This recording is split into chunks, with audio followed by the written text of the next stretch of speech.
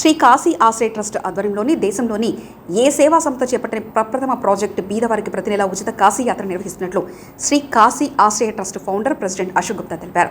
సుమారు 60 మందిని ఈరోజు సికింద్రాబాద్ రైల్వే స్టేషన్లో కాశీ యాత్రకు పంపించారు.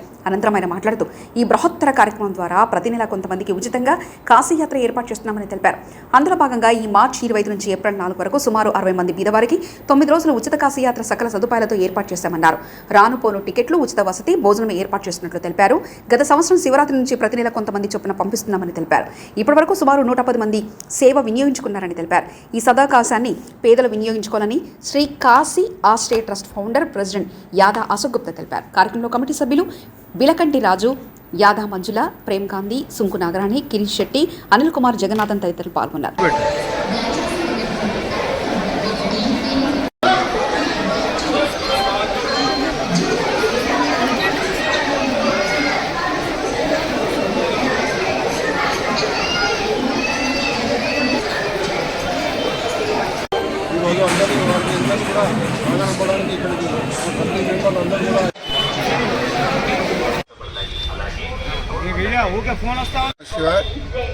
శ్రీ కాశీ ఆశ్రయ ట్రస్ట్ అనే సంస్థ ద్వారా గత సంవత్సరం శివరాత్రి నుంచి మనం ఒక ఉచిత కాశీ యాత్ర అనే ఒక పథకాన్ని ప్రవేశపెట్టాము.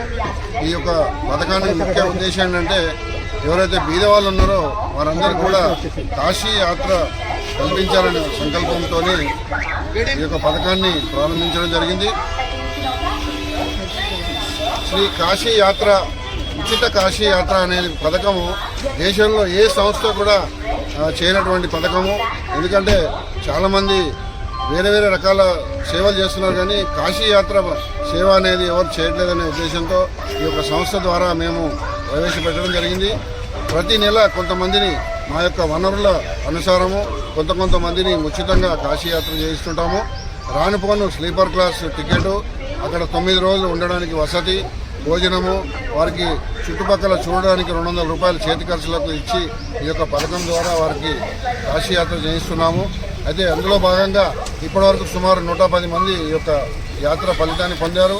ఈ నెల ఈరోజు 25వ తారీఖు నుంచి 4 ఏప్రిల్ వరకు సుమారు 51 మంది కామారెడ్డి వాస్తవ్యులకి ఈ యొక్క అవకాశం కల్పించడం జరిగింది. వారందరూ కూడా భజన బృందము, ఎక్కడ ఆధ్యాత్మిక కార్యక్రమాలైనా భజనలు చేస్తూ వారు జీవనం కొనసాగిస్తుంటారు.